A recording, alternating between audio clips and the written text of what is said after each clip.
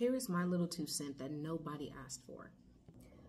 I am sick of seeing Black Americans in the media, on social media, in the news, doing crime, walking around next to naked, the women, the men perpetuating gang violence, substance abuse.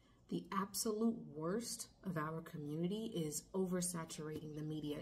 The decay of our morality within Black communities has been slowly declining over the past 20 years, and no one is talking about it, no one is saying anything about it or trying to address it. And if you do, you are often told that you're policing Black bodies. If you say Black women, stop getting on the internet and in the media, twerking, walking around with little clothes on.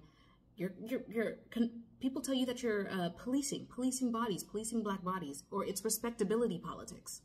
If you are Black and you speak your piece on what we're seeing in the media, if you don't like seeing the low morality that is often portrayed about the Black community in the media, from the trap music to the Black women twerking in music videos and all over social media, the Sukihanas and the Sexy Reds of the world. If you are Black and you take issue with it and you talk about it, you are usually called bourgeois, sedity, uppity, it's respectability politics, you're policing Black bodies and the like. And it's like, no, I'm Black too. And as such, this being my ethnic culture as well, I have a right to have something to say about what I'm seeing going on. And I don't care if you claim it's respectability politics. I guess so be it.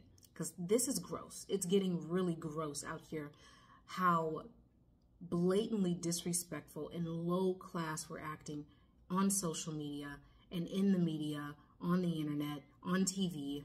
And you can claim that this is someone else's set of moral standards, but no, it isn't. It isn't. Look at Black America in the 50s, in the 60s. Our moral standards back then, drastically different from what we have today, or what we're convincing ourselves is a moral standard today. Every racial group on the face of the planet has their own ghetto subculture within their respective racial and ethnic groups. This is the case for everybody, everywhere. White people, Asian people, Mexican people, you name it. The difference is that those racial groups and those ethnic groups do not allow their ghetto subculture to co-opt the entire culture as a whole and to represent the entire culture as a whole. They don't allow it.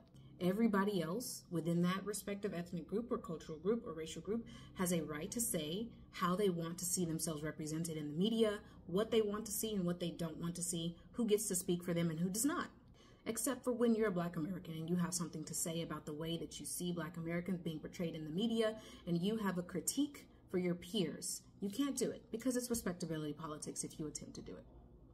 Or you're judging your peers by a set of moral standards that somebody else created, which is a farce. From the Reconstruction era down through the 60s, Black Americans had their own set of moral standards and social protocols that we adhered to. Ask your grannies, ask your great-grannies, they'll tell you. I have had just about enough of seeing Black culture being drugged through the muck by other Black Americans who are perverting it and turning Black culture into something perverse.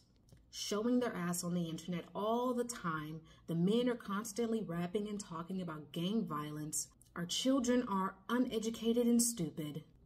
We've created a cultural standard of promiscuity and single motherhood. And when a Black American goes to critique and judge our peers, our fellow Black Americans, and critique the condition of our neighborhoods today, they're shut down. That's respectability politics. You're policing Black Americans. If that's what it is, so be it. So be it. It needs to be said. And in order for us to attempt to escape accountability or responsibility on our own part, we claim that the conditions that we see in Black communities is being caused by somebody else. It's not our own fault. It's white people and it's structural racism or something or another. It's everybody else's fault except for our own. Give me a break. It's pitiful. It's pitiful that we refuse to take accountability for the things that we see going on in our communities. And sure, we can acknowledge that structural racism and the history of slavery in this country and discrimination and Jim Crow and Black codes and all of that has played a part in the conditions and some of the conditions that we see in Black communities. But we also have to be responsible for the ways in which Black Americans create their own conditions and contribute to the degenerative effects that we see going on in our communities. Black Americans who don't want to hear that immediately run to innocence. They rush to innocence. They claim that it's respectability politics to call out these issues in our community. They claim that it's policing Black bodies to call out the low morality and the moral decay in our community. Call it whatever you want. You're not going to get me to shut up about it. I'm Black. This is my culture too. I have a right to talk about and critique what is happening in my culture and have something to say about it. That's all.